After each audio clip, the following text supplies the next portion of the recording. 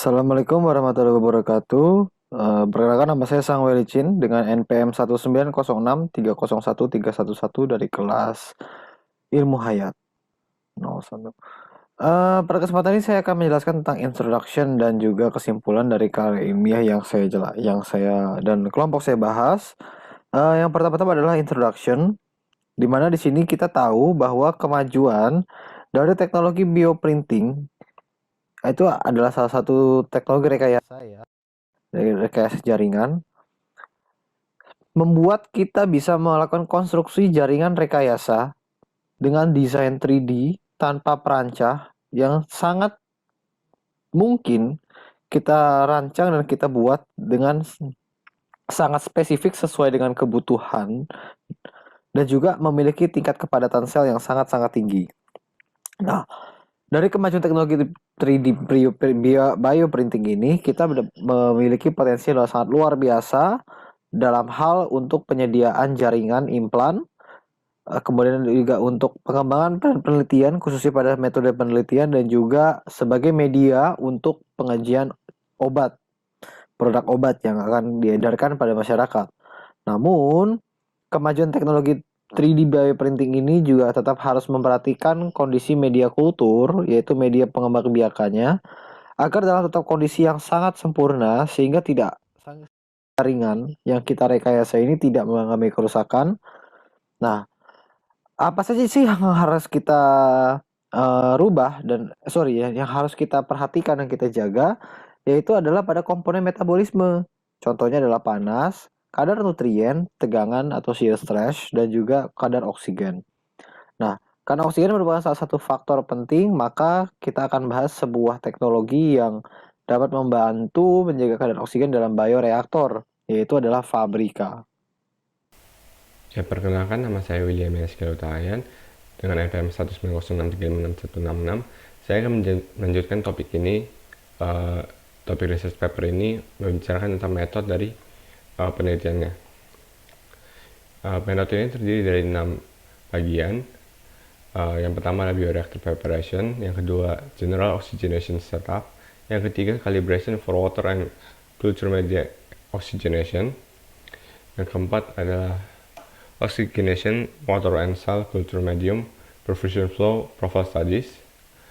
Yang kelima adalah oxygenation human blood, perfusion flow, profile studies. Dan yang terakhir adalah statistical analysis. Saya akan menjelaskan metode 1 sampai 5 dan metode 6 akan dijelaskan oleh teman saya. Tahap pertama, bioreactor preparation. Percobaan ini dilakukan dengan menggunakan Fabrika bioreactor, platform yang telah diprint menggunakan 3D printer. Nah, Fabrika tersebut dicelupkan dalam 70-100% kadar etanol semalaman bermalam, dilanjutkan dengan pengeringan menggunakan air dryer. Nah, tahap selanjutnya adalah general oxygenation setup. Pipa silikon ini dipakai untuk memasangkan oksigenator dengan eksternal dan internal ports dari Fabrika bioreactor. Lalu ditaruh pump atau peristaltic pump dipasang di antara inlet Fabrika dengan oksigenator. Seperti ini ada skema pemasangan dari percobaan ini. Selanjutnya adalah tahap calibration for water and culture media oxygenation. Jadi di sini akan dilakukan kalibrasi air dan kultur media yang dicoba. Penelitian untuk air dan kultur sel dilakukan dengan alat tes Neofox phase fluorometer. Sensor oksigen tersebut dimasukkan ke dalam Fabrika melalui penutup khusus dan dicelupkan ke dalam inlet bioreactor. Seperti yang ada di sini, dia ada oxygen probe di atas Fabrikanya. Selanjutnya ada oxygenation water and cell culture medium perfusion flow profile studies. Di sini akan dilakukan penelitian terhadap air dan kultur sel. Penelitian oxygenation flow ini dilakukan dengan menggunakan air atau kultur sel media yang dialirkan ke dalam Fabrika bioreactor menggunakan pipa silikon tadi.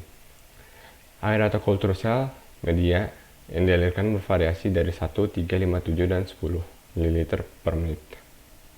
Selanjutnya adalah oksigenasi pada darah manusia. Penelitian oksigenasi pada darah manusia ini dilakukan dengan mengalirkan sel darah merah dengan leukaritus atau telah dihilangkan sel darah putihnya, jadi hanya sel darah merahnya saja. Selanjutnya tekanan bervariasi pada min 3,39, min 8,47, min 16,93, min 25,40, min 33,86 kilopascal vacuum break pressure. Nah, setiap tekanan ini dilakukan variasi volume terdiri dari 1,1357 dan 10 ml per menit. Ya, berikutnya ini ada gambar percobaannya. Nah, demikian dari saya metode 1-5. Selanjutnya akan dilanjutkan oleh teman saya, Jeremy. Perkenalkan, nama saya Jeremy Antoni Gunawan dengan NPM 19063566203. Pada kesempatan kali ini, saya akan melanjutkan presentasi dari teman saya William untuk melanjutkan metode ke-6 dari riset paper tentang tissue engineering ini. Jadi untuk metode ke-6 yaitu statistical analysis, data yang dipakai adalah sebagai berikut. Air dan media culture cell atau cell culture media sebagai rata-rata dan plus minus standar deviasi. Yang dimaksud adalah air sebagai rata-rata dan media culture cell sebagai standar deviasi. Dan darah dan parameter hematologi sebagai median plus minus jangka interkuartil. Jadi darah sebagai median dan juga parameter hematologi sebagai jangka interkuartil. Dan juga setelah itu dilakukan analisis dua arah covariance dengan penyesuaian Tukey yang digunakan untuk menentukan pengaruh laju aliran dan kondisi tubing SaO2 atau saturasi oksigen untuk air dan media, dan untuk darah PaO2 yaitu tekanan parsial oksigen. Untuk bagian berikutnya dari riset paper ini adalah bagian hasil atau results. Ditujukan data sebagai berikut, yaitu data perfusion oxygenation outputs per flow rate. Saya akan menjelaskan lagi perfusion itu apa. Perfusion adalah sebuah proses di mana darah dipaksa untuk dialirkan melewati jaringan pembuluh mikroskopik di antara jaringan biologis untuk memperbolehkan pertukaran oksigen dan juga beberapa molekul lain melewati dinding semi-permeable atau dinding yang hanya memperbolehkan beberapa molekul saja untuk melewatinya. Dan dapat dilihat pada grafik pertama, yaitu untuk air, grafik kedua untuk growth medium atau cell culture media, dan grafik ketiga untuk darah. Dapat dilihat pada air, dilihat perbedaan yang cukup jelas di antara silikon dan silikon dengan oksigenator untuk data saturasi oksigennya. Dan untuk data flow rate-nya hanya memperlihatkan sedikit saja perbedaan di mana flow rate 1 ml per menit lebih sedikit dibanding flow rate yang lebih tinggi lagi. Untuk yang kedua ada juga terlihat perbedaan yang cukup signifikan di antara silikon dengan oksigenator untuk saturasi oksigennya. Sedangkan untuk flow rate-nya hanya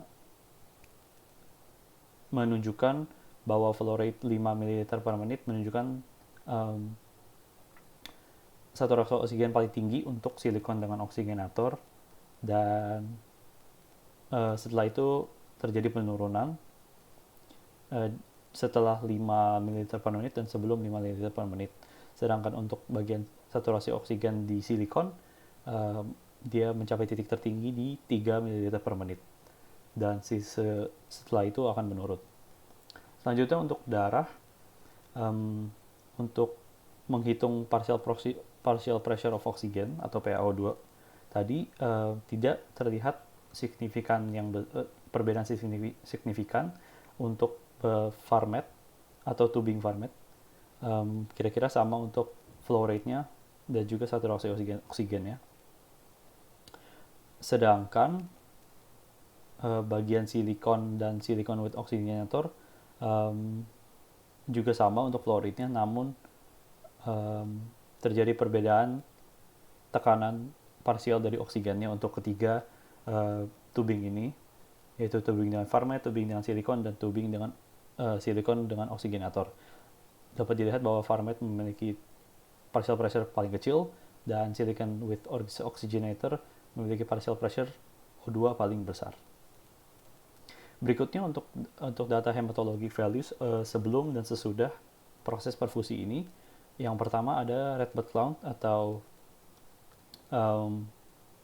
sel darah merah.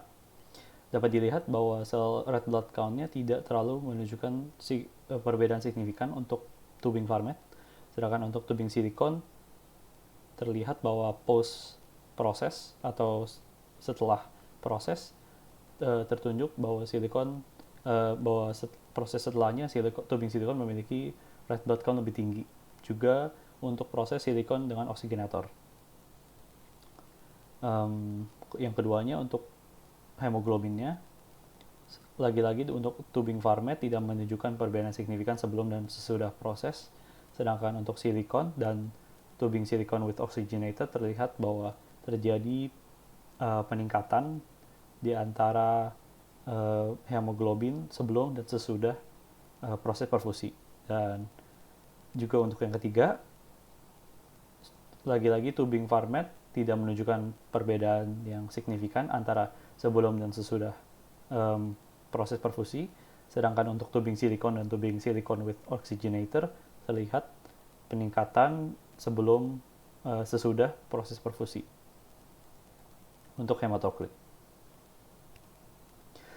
Sekarang bagian selanjutnya adalah discussion atau diskusi setelah data yang didapatkan tadi.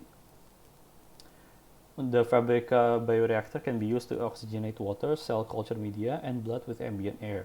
Jadi yang maksud adalah untuk blood oxygenation profiles, kondisi oksigenasi fisiologis atau yang standarnya adalah SaO2 100%, dapat dilihat di sini, dan PaO2 10.028.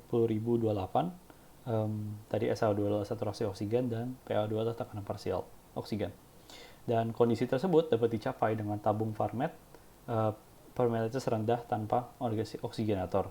Nah, saat darah di oksigenator, nilai oksigen terdekat dengan nilai kondisi tersebut dicapai saat priming system dengan darah. Dan yang kedua, untuk dengan udara sekitar tanpa oksigen tambahan, tekanan parsial oksigen mencapai angka 165 sampai 254 mmHg ketika tekanan vakum. Dan saat tekanan parsial darah ini parsial oksigen tercapai, akan memiliki kinerja meningkat karena level oksigenasi yang juga meningkat. Yang ketiga adalah perfusi darah melewati oksigenator yang menghasilkan level oksigen lebih tinggi daripada melewati silikon tubing.